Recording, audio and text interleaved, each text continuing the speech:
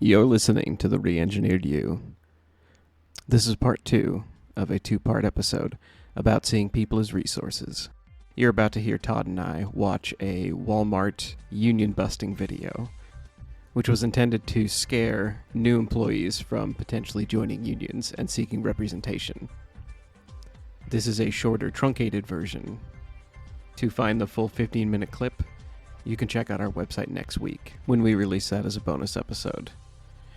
You can also check out our sources on our website, www.re-engineered.com, if you'd like to watch the video in full and follow along as Todd and I react to it.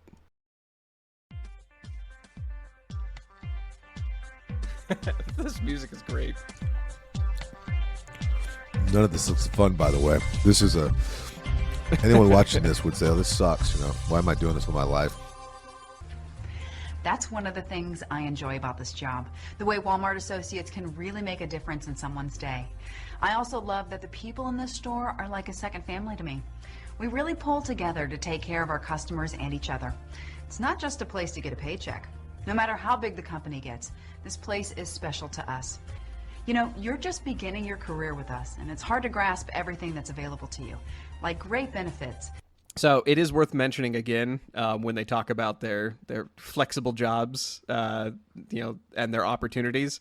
Walmart and McDonald's are among the top employers of beneficiaries of federal aid programs like food stamps, SNAP. It's hard to grasp everything that's available to you, like great benefits. And that's not just for their part-time workers. We keep using the part-time thing as a metric because so many of their part-timers don't have any benefits whatsoever.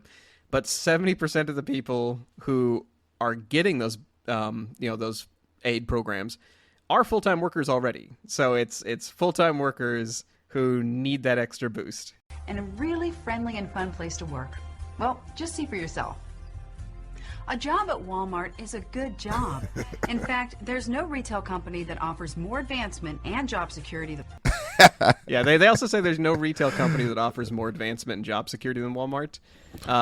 This from New York Times in 2019, 70% of part-timers said they wanted to go full-time and couldn't. 70%. That's pretty high. 70% want to go full-time. So, in the video, they're like, oh, yeah, we almost all of our, managers and our officials are promoted from within. Most Walmarters can't even go full-time. Imagine being a part-time pyramid builder. That's terrible. You've made a great choice to work for Walmart, and we're glad you're here. But the reality is, you're not the only one looking to get your foot in the door at Walmart. Now, you might have heard stories on the news, read about it in the paper, or seen it on the internet, but labor unions are really interested in Walmart and have spent millions of dollars specifically focused on us. Now, I think you know by now that our company prefers to have open and direct communication with our associates. We don't think that a labor union is necessary here, and because our associates have said time after time that they don't want a union, we usually don't spend a lot of time talking about them. But, as a new member of our team, we do think you need to know this. The truth is, unions are businesses, multi-million-dollar businesses that make their money by convincing people like you and me to give them a part of our paychecks. That is true. So you have to wonder, Right. Are they really just interested in the welfare of Walmart associates, or is there something more at stake? No, they want to make money. Here at Walmart, our associates are used to having a voice in their workplace. Our company has always supported an open door policy, and we're used to having our voice heard for free. Look, unions get almost all of their money from monthly dues, initiation fees, and assessments against members. A very common argument that is anti-union. Again, I don't always believe unions are the right thing for everybody or for the right case or the right type of labor. But generally speaking, people under unions make about 10% more income. I'm in control of my own career. That's something Forbes points out, is that, most sources lump a lot of different jobs and types and skills together when they do this sort of union calculus. Not all people make that extra 10% cut. Sometimes it is tied to what type of work you're doing. But generally speaking, Todd and I have done so many episodes recently about CEOs and how corporate stock buybacks came into existence in America and how the recessions and depressions have gone. If you just look across the years, stronger union representation in America generally means people make more money. It's hard to think that one little signature can be so important, but in today's world, your signature means a lot. To be honest, I don't like handing my signature over to anyone, much less to unions who seem to be spending so much time trying to hurt my company. My signature is too valuable for that, and so is yours. We've got a great thing going here. Well, let's just go a friendly and fun place to work. It isn't a friendly and fun place to shop. We've got a great thing going here. I mean, to me, I compare it to, and I feel for the employees because I know they're abused. They look like they're working in the state pen. You know, they're against their will. They look tired and rude, and you know. Great benefits, job security, career opportunities. It's important to remember signing a union card isn't just about you.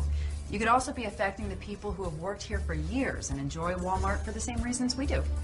Have you ever you wouldn't dare ask someone in Walmart for help, would you? I wouldn't. They'd bite my head off. I don't think they bite their head off. I'm afraid of saying something sad to a Walmart employee and then them like that pushing them over the edge. People like me. And me. And me. We've all found a home with Walmart. Yeah, exactly. There should be a suicide watch at every store. And we're glad that you've joined the team. Good luck with your new career. And we hope that you never have to deal with a union organizing drive in your facility. But if you do, we hope that this video has given you the information you need to stay in control of your valuable signature and your career. Welcome to Walmart. Oh man, it gets slimier every time I watch it.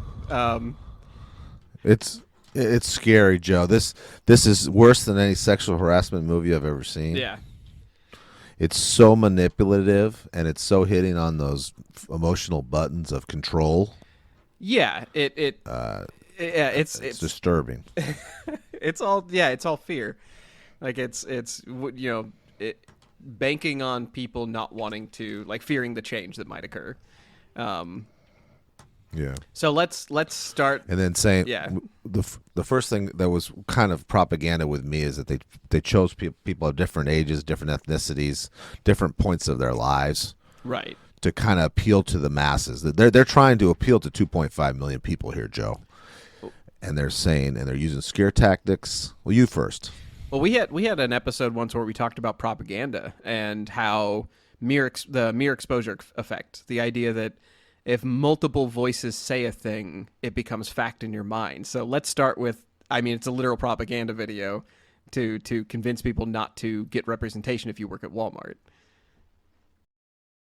We talked about that Walmart offers medical to part-timers rarely, but it's only after 90-day trial period.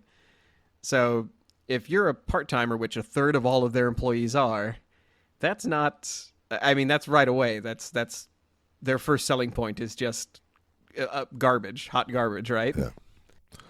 Poor. They're poor. Yeah, they're giving their whole life. They're spending more time at Walmart with us than they are with their own kids or their husband or wife or their partner at home. And they're not. It's not a livable way. This has happened some years ago. You know, I was in the military, and with the newly enlisted people in the army, they couldn't feed their family. They're all on food stamps. They're all delivering pizzas at night. And you would think if you were signed up to serve your country, you wouldn't be living in squalor, you know. And this is the exact same thing. It's like, and it's not just one case. It's everybody. It's 70%. It's a high case who don't have that family support or don't have a spouse that makes a certain amount of money. Heavens forbid you get a sick child or your own health problems from the forklift and from running around and everything. Yeah, you can bring them a Walmart brand aspirin. That'll solve it. We had an episode when we did the episode about Amazon. We also kind of I don't know if it ever made it onto the podcast, but I found a lot of research about how Amazon sets up their warehouses in impoverished areas. They will pick a town or a city where there is a tremendous amount of poverty, and they will strategically position themselves where they're the only job within 40 miles, which is like the average for commuting, where commuting wouldn't be worth the money. So like they know how to position themselves to get the largest labor force possible with the cheapest amount that they would have to pay their labor force. Walmart does the same calculus. Yeah. So they have this really sophisticated demographics, and they have very educated risk people or whatever you call them, who make hundreds of thousands of dollars to figure how can we get the most Right. $9 an hour people. Where do we have to be stationed? Right, exactly. That's interesting. Which that's Yeah, like that's very interesting. that's like if King Tut dies and you don't build the pyramid where he wants it or where he dies, you build the pyramid where the most poor people are, so they'll actually have to go build it with you. Doesn't that seem almost evil? Yeah, you would. I mean, I hate to be dramatic, but doesn't it seem like it's like, whoa, you know what I mean? Like wrong? I don't know what you say. It's definitely. I mean, this whole episode's about using people as a resource, and if you are planting your oil well on top of a reserve of oil, that's a resource. If you are planting your warehouse on top of a reserve of poor people, that's a resource. That's literally using them like a resource. So, there's another part that they talk. Okay, my favorite guy. There's a man in the video wearing like a orange shirt. He's an older guy talking about how unions ruined his last job. And he talks about how the unions took dues out of his paycheck like taxes. Like he never, joining a union is something he'll never do again because he wants his promotions to be based on his own performance, and not a union. Says the man moving boxes in the back room. I can't stress enough in this video, he does not look happy to be there, even in the video where he's an actor. I had a thing. I was in a relationship with a woman, and she worked at the Holiday Inn, and their union, and she was in the food beverage department, and she used to tell me stories that I was horrified about. How the union attorney would come down to visit. They're like reps, or they come. They're your representatives. You're paying them money out of every paycheck. You do. It is similar to taxes, but it goes to them, and they're millions of dollars and whatever. But they come down, and she said that all it was just people tattling on other people. As soon as that attorney walked through the door, everyone had this list of things to bitch about, and it just seems so. And the longer they were there, the more they had to bitch about, and you just almost. And this was a union that they're paid well, they're tipped well, they're overcompensated in the hourly, comparably to the rest of the food serving world. And I remember thinking, so again, it's hard for me to say bad, good, because I've heard both, and then I know my friends who are electricians and plumbers who have pensions that are great, that anyone could say are, worth spending your life, and which I think if you work your whole life for a trade, they should pay you back too. Oh, absolutely. I was in a we'll call it a unskilled or low skilled union, meaning they had a lot of people. Human resources was their business, and I remember finding out that the union went town to town, getting like security and law enforcement and just anyone who was a big group of human resources. They even took janitors. Like they would come in, sweep into town, form a union under every single type of labor they could find, and then they would just cash that check. Like it was a source of income. And I found out that the union that my company had gone with, everybody argued and petitioned and voted and talked about how much more they were going to make or how much less money they were going to make. Like pro-union people said, we're all going to be represented and have benefits. Anti-union people said, they're going to take your money. You guys are fools. You'll be paying dues for nothing. No one's going to be guaranteed anything. You're going to end up taking. What ended up happening is I found out you're going to end up taking home. You're going to end up taking home less than you are now. Good job. Like you're just an idiot. Real scare, right? Right. That's exactly the argument that happened. And at first it was true. Everyone took home slightly less because they were paying dues. The horrifying thing to me, and this is at the time I took really big issue with it, I found out that union had a political lean. Like the union that we all joined, without anybody knowing, was paying into, I believe it was the Democratic Party, and like as a super PAC. And I don't believe any union should have a political lean, even though basically they always do. The history of unions going back to the East Coast. Yeah, the iron workers. Yeah, I was going to say they iron always workers have politics. or the auto people. Absolutely, they're definitely them. They're definitely right. Yeah, it ain't close. Yeah. Yeah. Later, that same union ended up helping me save sort of like a very shady medical bill that almost wiped me out, and it was supposed to be covered, but yeah, they helped me sort through that. So I can't really talk bad too much about them. Not because I'm afraid of anybody on the podcast, more just because it helped. It worked. You're In grateful. that instance. You're grateful that they helped you. You didn't think the value until you really had a problem. I remember the problem you have. You were being treated very unfairly. They weren't paying you on Right. I'm just going to say what it is. They weren't paying you on well-earned. You'd been there for over a decade. They weren't paying you on vacation. They weren't paying you on things that was just, in my opinion, criminal. Right. It did cost everybody a little bit of extra money at the beginning, but in the end, they ended up basically defending the employees from an employer who got way too big, way too fast. Like, they expanded in the U.S. and took over a bunch of other companies, and now they're being taken to task over and over again because they have cheated so many people out of benefits. So it did work. That doesn't necessarily make me pro-union. Like in this video, they say that all their sales associates are free to talk openly with their leaders. That's what we tried to do in my company, and it did not work. And you and I know this because we did an episode about Walmart wage theft on this podcast.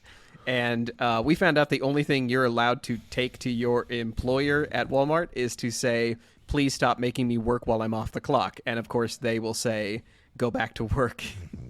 Or we're going to cut your hours as soon as the Christmas is over. Yeah,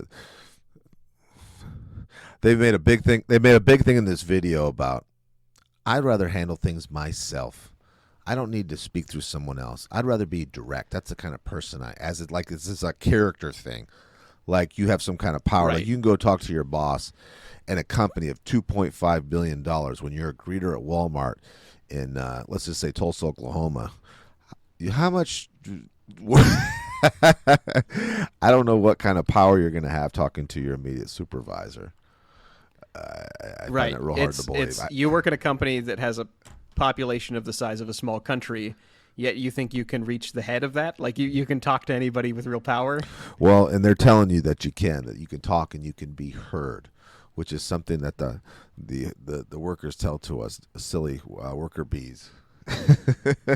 They'll listen to us politely and then just go on. It's just as things have been for always, because we're trying to keep our jobs from the higher ups too, right? Right. So I wanted to sort of reference that when we talk about, it is an employer at Walmart going to listen to your complaints if you're being treated unfairly. I found out there's a Walmart violation website, like it's a tracker website that shows year by year what Walmart is paying out in fines in worker lawsuits. And it's every year. It is a real-time tracker, and it shows you what they're being caught with and what they're paying out just like every couple of months. It is so wild to see that, and it reminds me how absolutely astonishingly large they are as an employer. It's crazy. There is one bright spot I saw in this, and this is actually sort of like, I saw this and I was like, okay, maybe this horrific labor, human resource based, like using humans as a natural resource, that sort of you're a human in a robot factory slaving over boxes. I found something that gave me a little bit of hope for the future, and I wanted to know if you wanted me to share it, Hope, or just leave everybody thinking that the future's bleak. No, Hope. You and Hope don't really agree, though. This is crazy. If it had this kind of No, we don't. your stoic approach to, I like to. he can find it. I value my cynicism. I want you to know that. Please. So Walmart is trying to find a cheap way to extend their medical coverage everywhere. They started getting into telehealth. Have you ever done like a online doctor's visit or like a telehealth thing? It's like okay, what's that experience like for you? To me, it seems that it's it's very interpersonal. It's very it's like going through a drive-through McDonald's. I'll have the number one, please. I don't know. I don't like it. I guess I'm old though. I'm pushing 50. So, you? It's fun in a way that like. It seems impersonal, but also it seems like it is. The doctors are just as uncomfortable as you are. Mm-hmm. I had a telehealth visit with a stomach doctor, where I was having like stomach pain, which is very hard to diagnose, like just across the board for anybody. And I was sitting in front of my web camera, and he was zooming with me, and so like I can see him and his kitchen behind him and his cats eating like things they're not supposed to eat on the table behind him.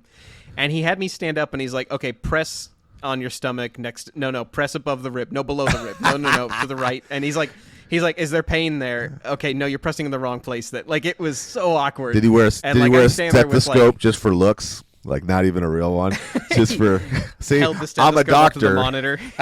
Like airplane. Right. That's so corny. Okay, bend over. Yeah, cough. Yeah. It's so bad. Oh my goodness. It's like a long distance relation in phone sex, right? It's just ridiculous. It's just so silly. It is the unsatisfying phone sex of healthcare. Oh boy. So Walmart is extending this into 20 states because it's cheaper, and then you can say that you have health care for everybody. Let's say it's not because they care about their people. They're doing just enough to get over the Mendoza line of, see, we have this many people with insurance. It might be shitty over the TV insurance, but well, that's exactly right. But the one small bright spot I take out of this is that telehealth will replace nothing. Like they have so many employees who don't have any benefits whatsoever. Them talking to a doctor online for 20 minutes in an awkward conversation that ends with them getting blood pressure meds, I view that as more valuable than the part-timer who goes 90 days without medication and dies on the way because they have an undiagnosed condition. Like I view it as not good. Like it's by far not enough as far as like treating, I mean, frankly, our poverty class who is being harnessed for labor in factories and on, in stores. It's not great, but it is definitely better than nothing. And that's a great point. And I'll speak for you. I think we've both been there where we didn't know where we're going to get. Joe and I have had our own health problems, but we've had times in our life where we didn't have money for what we needed. And it's scary. Right. And we could feel it. And we have to reach out to friends and family and what other resources. We got through it. But, I think we have more, more people helping us than a lot of people do, right, Joe? Oh, absolutely. Yeah. I blame your and I persistence in connecting with people and not getting out of their hair when they want us to. Mm-hmm. But that's how to keep a resource is you Be just annoying. keep bothering people. You got it down, Joe. Yeah. You're good at it. Speak for yourself on that one. Yeah. People love to have me around. I'm a joy. Oh, I know. Have we ever talked about the Benjamin Franklin effect? No. Okay, so one of my I think it was in his journals. One of your favorites? Anything Ben Franklin does is great. I mean, I read his autobiography. Any biography, anything about Ben Franklin, I'm in. Yeah, he talked about tricking people. Like one of the things he did was the Ben Franklin effect. He's a shyster. It's counterintuitive. The idea is, yeah. Well, if he tricks people all the time, like he's like the Jedi of founding fathers. Shameless self-promoter. Yeah, he'll sleep until noon and come to work and say the hardest. Whoever gets early gets the most work done. He decided during wartime that we were running out of bullets. He said, "Well, he owned his own printing business. So I'll make the currency for our country out of paper." He volunteered, and I'm sure he helped himself to some of it. But go ahead. I'm sorry. I was gonna say out of the goodness of his heart, except it's making him rich. But when it came to making people remain sort of in your orbit and stay a resource to you and win people over, he said he had better luck asking people for things. So you and I, as normal, right-thinking people would say, somebody's going to be my friend if I give them things, if I go up to them and offer them help, or if I, offer to assist them, give them resources, let them sort of tap me for a job or something. What actually works, according to Ben Franklin, and I've read a couple studies that back this up, get somebody else to help you. He would go ask his rivals for a book. That was his trick. He would go and be like, "Can I borrow, this rare book that the library doesn't have?" And his political rivals, who hated him, like they would be arguing against him, in Congress one day, or they'd be arguing against him, one evening, and the next evening they'd find themselves talking to him because he asked to borrow a book. They brought it to him. They had to sort of do subconscious backward logic of why they were doing this for him. Right. And they would convince themselves, oh well, I mean, like, he's my rival, but we're both working for the good of the country, or we're both politicians, or whatever. They'd come up with a reason why they were doing it. And I've tried that in real life. It's uncomfortable, but it works. Like, you can hang on to resources that otherwise wouldn't be available. And then instead of avoiding that person, you go to them. That takes some practice, I bet. For most of us. Right, exactly. For most of us, yeah. If I have an awkward experience at a corner store, I stop going to it because I want to avoid everybody as an introvert. But I imagine for somebody like you, going back to somebody as a resource over and over would be helpful. Well, what was that episode we did where you want to like people? You want to give them a second chance. Do you remember that one? Where even though you make a that was first impressions. First impressions, yeah. Even though you make a bad impression, us as humans, we're set up to, and of course their own agenda. If this is another powerful man like Ben Franklin, they're thinking, well, maybe if I do something for him, Right. That is a really good point. And in that episode, we talked about how the conventional wisdom, I mean, I literally heard this from my parents, is you only get one chance to make a first impression. But it's not true. Our research on that episode, scientists and several colleges collaborated, and they found out that is not true. You get lots of chances at a first impression because people want to see you as a future resource. Like it's in our nature to give someone the benefit a second or third time because we don't want to close off that resource forever. We don't want somebody to make an enemy out of somebody for no reason, and then we don't get to tap into them anymore as, knowledge, information, money, whatever.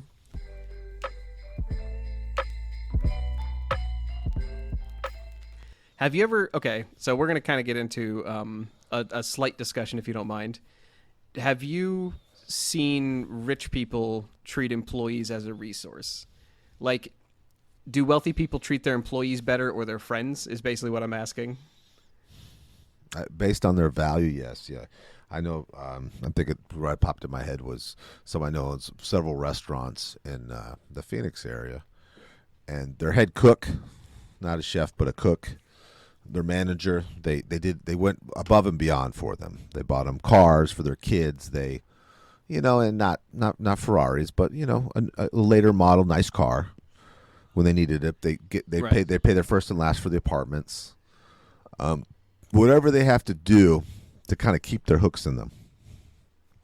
I guess I see. Okay. I see them seeing it as an investment.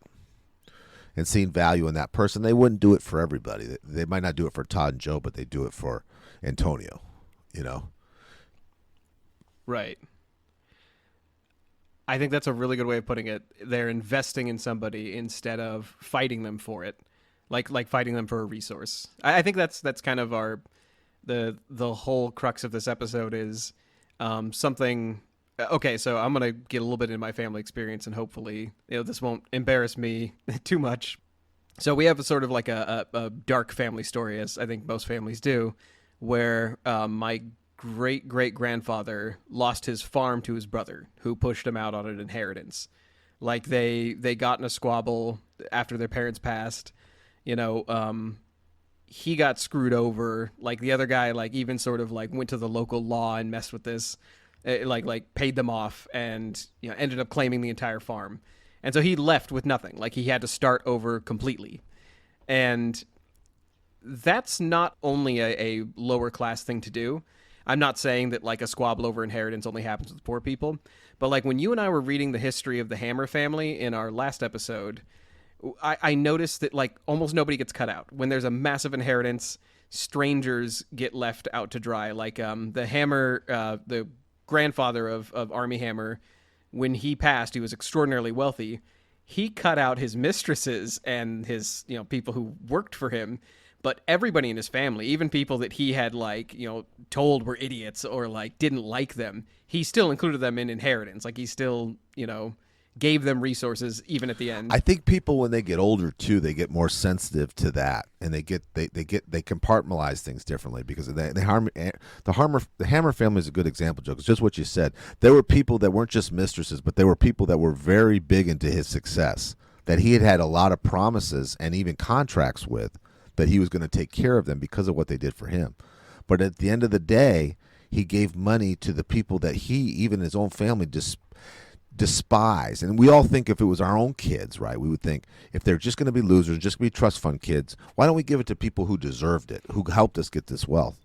But as they get older, they get desensitized to that. And it goes to the family. It's the weirdest thing. You see it over and over again. Yeah, I think that the takeaway for me for all of this is that I guess unsuccessful people, whether somebody dies and leaves an inheritance, whether it's fighting for a job that is only paying you minimum wage, whatever it is, if you are born in the lower class and raised to think like the lower class, you think money is the resource and you fight for it and you fight each other for it and you die fighting for that resource. But great leaders and successful people I know, they know that people are that resource, that making those ties, I mean, the way I've seen you pay employees and the way I've seen you use money to keep ties, the way Benjamin Franklin would go to enemies and keep them if he could, seeing people as the resource seems to be the far more valuable thing that I can see that binds all successful people together. Well, yeah, go ahead. Well, one thing I saw, remember when Trump was running for the Republican ticket, he was really contentious with the other candidates. I mean, it was nasty, right? They hated each other, all of them. The second he got the ticket, all those guys went to work for him, men and women. And it just kind of blew my mind because they were throwing daggers at each other the day before. And so that lets me know that I want to tell you a story real quick, Joe. I have a friend named Ken Martin. He's very successful. He's definitely upper class, higher social class. And I've been very tight with him for many years. And I got a job. I had no money, below broke. I had to look up to see bankruptcy. And I got this great job making, $80,000 plus salary. And I was going to a training, but I didn't have any luggage. I had no money. And I was embarrassed. And I called him up. And it's hard for him to even understand those kind of problems, that I don't have money. I was going for a company trip, but when you go on company trips, you have to pay for a lot of things, and they pay you back. And I couldn't go. I couldn't accept this job because I didn't have anything. And I'm thinking, oh, my goodness, I was so embarrassed. He hopped in his Mercedes. He met me at the Walgreens with nice new luggage that, he had, right? That was probably cost more than the car I was driving at the time. And he gave me $500. And I just remember being embarrassed and, crying in my car. And then he left. And he gave me that $500 in the luggage. And I was so grateful. I was embarrassed, but I was grateful. So I was double tears, right? I get home and I get a call from him, and I was horrified. And I knew what it was going to be. I knew he was going to say, Todd, I don't feel comfortable giving you money. It's going to ruin our friendship if you don't pay me back. I just knew it, right? And he said, when I got home, I talked to my wife, and she screamed at me that I didn't give you enough money. I'm so sorry. Can I give you a couple thousand more? And to this day, that was the kindest thing and sweetest thing that's ever been done, That's incredible.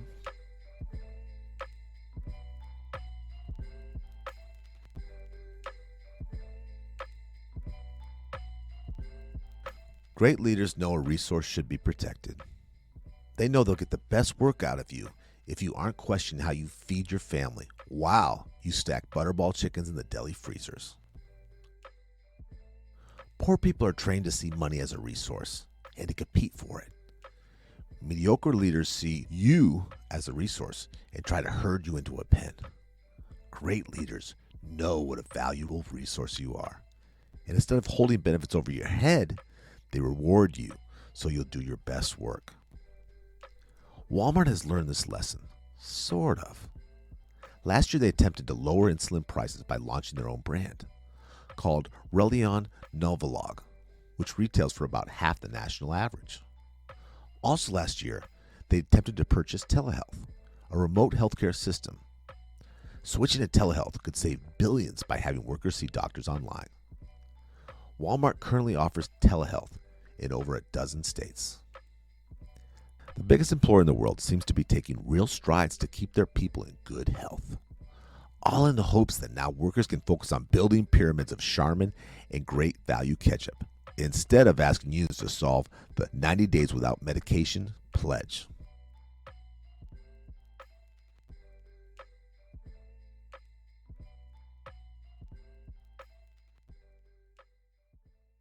You've been listening to The Reengineered You. Thank you so much for listening to the show. You mean the world to us. We have a new episode every week. You can connect with us at www.re-engineeredyou.com. That's where we have research links, show notes, feedback, and articles for each of our episodes. We're not experts in anything, but we've got an opinion on everything.